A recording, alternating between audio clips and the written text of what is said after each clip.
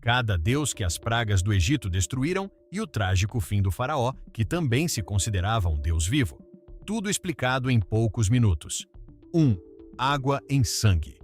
As pragas do Egito não foram enviadas somente para forçar Faraó a libertar o povo hebreu.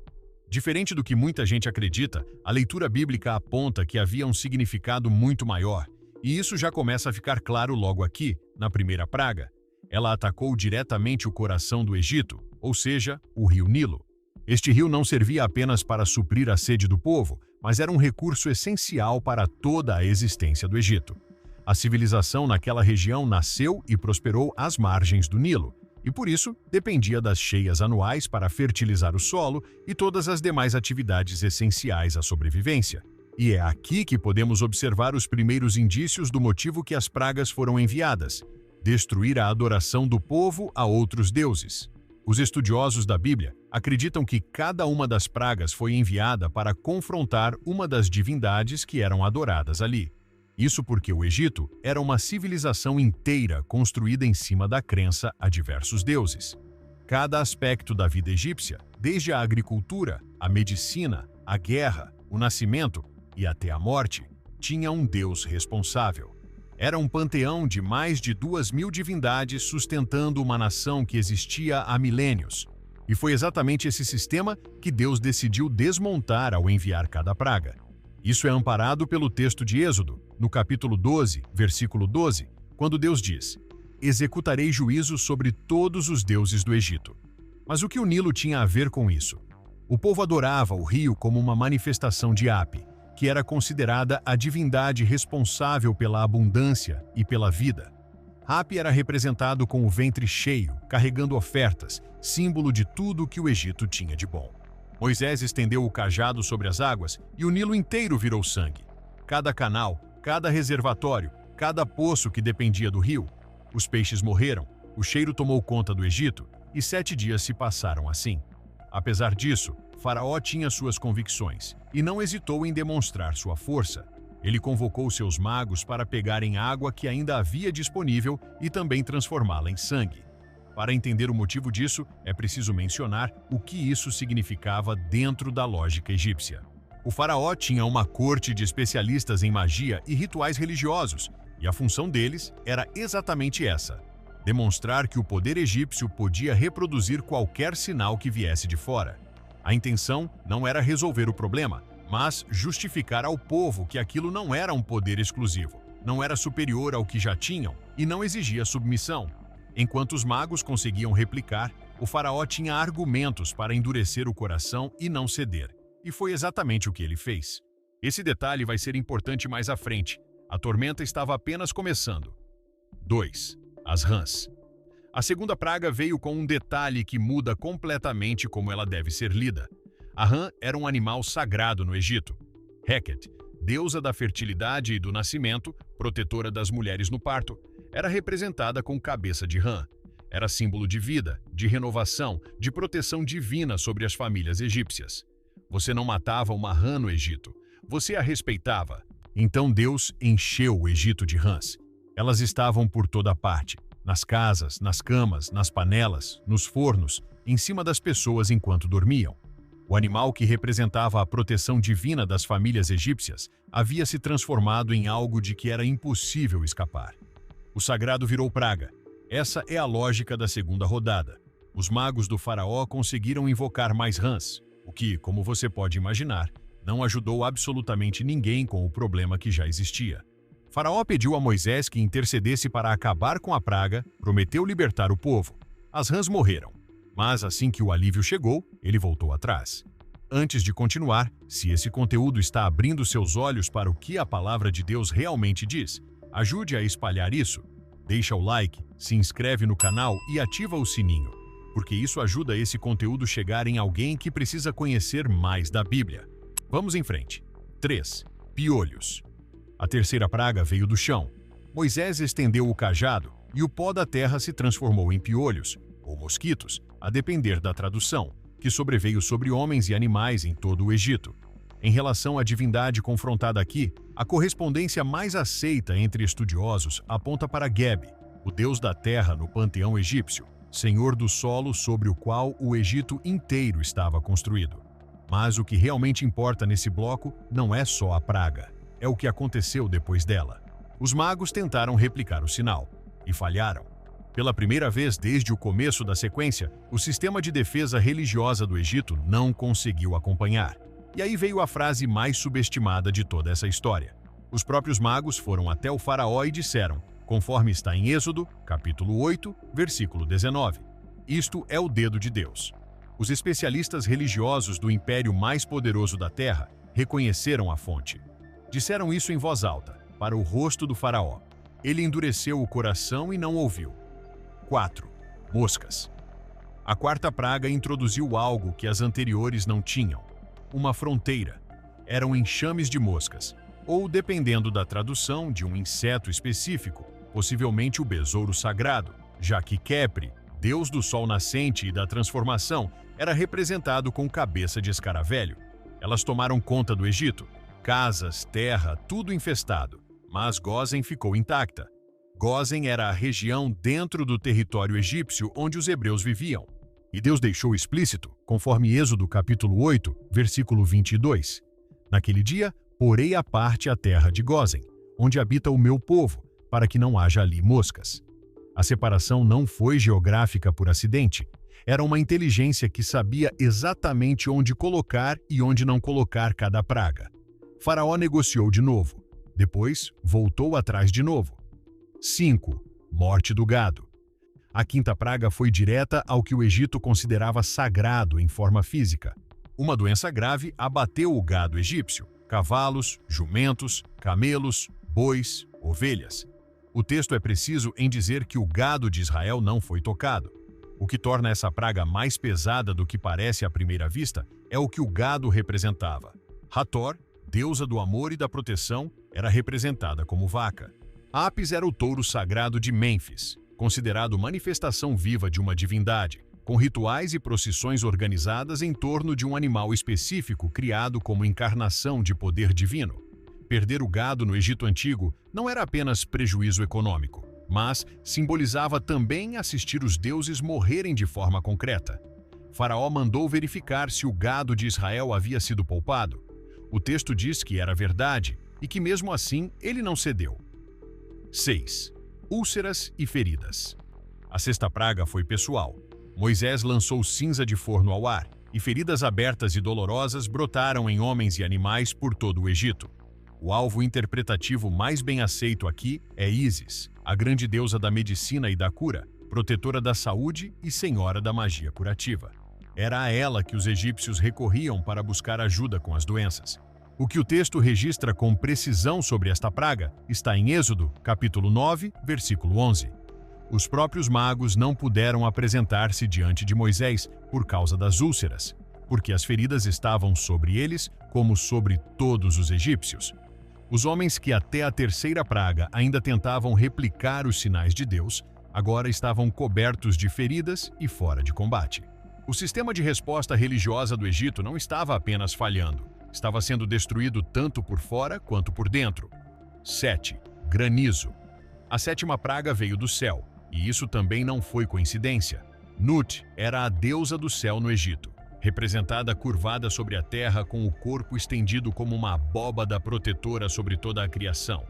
O céu era domínio sagrado, símbolo de proteção divina sobre tudo que estava abaixo. Então, foi enviado sobre o povo uma chuva de granizo com fogo misturado.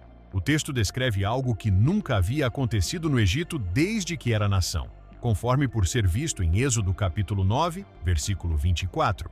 Aqui, o fenômeno destruiu tudo o que estava no campo, árvores, plantas, animais e pessoas que não se abrigaram. Mas um detalhe importante é que antes da praga, Deus mandou aviso. Quem temeu a palavra e recolheu os servos e o gado foi poupado. Quem não deu importância perdeu tudo. Essa é a primeira vez na sequência de pragas que um egípcio comum pôde fazer uma escolha, e o texto registra que alguns escolheram acreditar. Faraó confessou que havia pecado e pediu para a praga parar. Mas quando parou, endureceu o coração mais uma vez. 8. Gafanhotos. O que o granizo poupou, os gafanhotos varreram. A leitura teológica mais aceita aponta Sete como o alvo desta praga. Este era o deus das tempestades e do caos no panteão egípcio, e era ironicamente invocado como protetor do Egito contra forças destrutivas externas, exatamente o tipo de ameaça que aqueles gafanhotos representavam. Mas neste caso, Deus disse a Moisés, conforme Êxodo capítulo 10, versículo 1, algo que vale a pena lembrar. Disse que havia endurecido o coração do faraó para que esses sinais fossem realizados no meio deles, e para que as gerações futuras soubessem o que havia acontecido. Aqui ficou claro que a sequência de pragas já não era só sobre libertar um povo, era sobre deixar uma mensagem clara para todos que viessem depois. Os gafanhotos cobriram o solo inteiro do Egito e comeram tudo que restava, cada folha, cada fruto, cada galho verde que havia sobrevivido ao granizo. O texto diz que a terra ficou escura por causa deles. A tormenta já estava tão grande que os próprios conselheiros do faraó foram até ele e imploraram: até quando esse homem vai ser uma armadilha para nós? Deixa esse povo ir. O círculo interno do poder egípcio já havia se rendido. Faraó negociou, tentou impor condições, Moisés recusou e os gafanhotos chegaram mesmo assim. Depois, ele pediu perdão. O vento carregou os gafanhotos para o Mar Vermelho e, por incrível que pareça, ele mais uma vez voltou atrás. 9. Escuridão.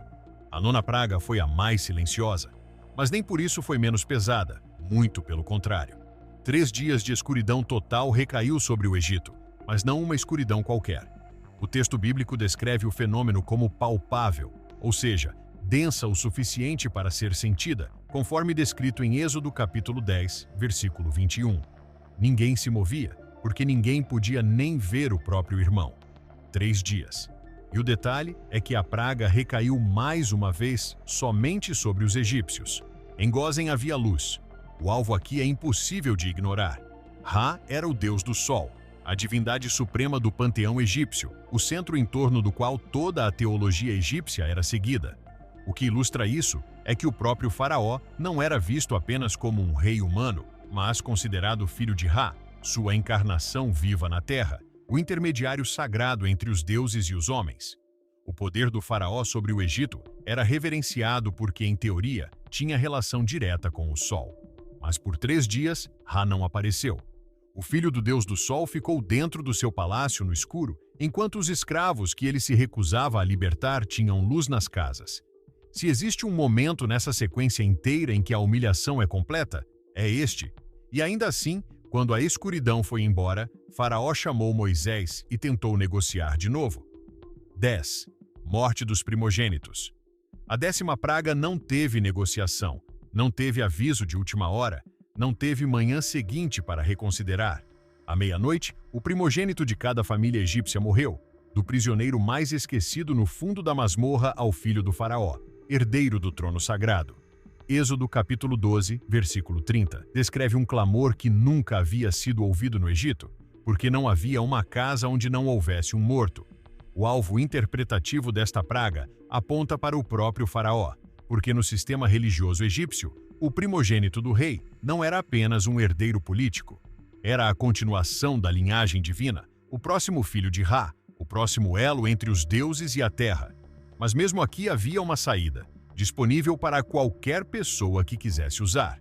O sangue de um cordeiro pintado nas ombreiras e na verga da porta marcava aquela casa como protegida. O anjo que passou sobre o Egito naquela noite viu o sangue e passou adiante. Esse ritual ficou conhecido em hebraico como Pesach, que pode ser traduzido como passagem ou salto por cima, e significa a Páscoa judaica, comemorada até hoje por judeus ao redor do mundo para comemorar o fim da escravidão dos israelitas. Faraó chamou Moisés ainda de madrugada e disse: levanta e sai, vai embora tu e os filhos de Israel, toma tudo o que pediste e vai. 10 pragas, 10 avisos. E foi a morte dentro do próprio palácio que fez o que nada mais havia conseguido. 11. O trágico fim do faraó. Aqui temos a parte onde é preciso cuidado porque existem divergências importantes sobre o assunto. Mas isso apenas torna tudo mais interessante e você já vai entender o motivo. O primeiro ponto é que a Bíblia não nomeia o faraó do Êxodo em nenhum momento, nenhum versículo. Isso não é uma lacuna acidental, é um dado histórico real que estudiosos e teólogos debatem há séculos. Apesar disso, O mais aceito entre os pesquisadores sérios se divide entre Ramsés II ou Amenhotep II, mas o texto sagrado não fixa o nome, e o mesmo acontece sobre o seu destino. Israel saiu do Egito e então o faraó, o mesmo homem que havia mandado chamar Moisés de madrugada, desesperado, pedindo que fossem embora, mudou de ideia mais uma vez. A Bíblia diz que ele pegou 600 carros escolhidos, todo o seu exército, e foi atrás. Êxodo capítulo 14, versículos 6 e 7, confirmam que o próprio faraó saiu com as tropas. Ele não apenas mandou os generais, também foi tomar frente. O Mar Vermelho se abriu para Israel passar. O exército egípcio entrou atrás. E as águas voltaram. Êxodo capítulo 14, versículo 28 é preciso. As águas cobriram os carros, os cavaleiros e todo o exército do faraó que havia entrado no mar. Não ficou nenhum deles. Mas então Faraó morreu naquele mar? O texto do Êxodo não afirma isso com essas palavras exatas, mas deixa boa margem para essa interpretação. Além disso, Salmo 136, versículo 15, escrito séculos depois como memória histórica daquele evento, menciona o Faraó diretamente ao dizer: sacudiu o Faraó e o seu exército no Mar Vermelho. Apesar disso, o hebraico original admite mais de uma interpretação. Por isso, há linhas de pensamento que acreditam que Faraó ainda exclamou o poder de Deus no mar e foi salvo para dar testemunho. Esta segunda interpretação é oriunda principalmente da tradição islâmica, baseada no Alcorão, e não do texto bíblico em si.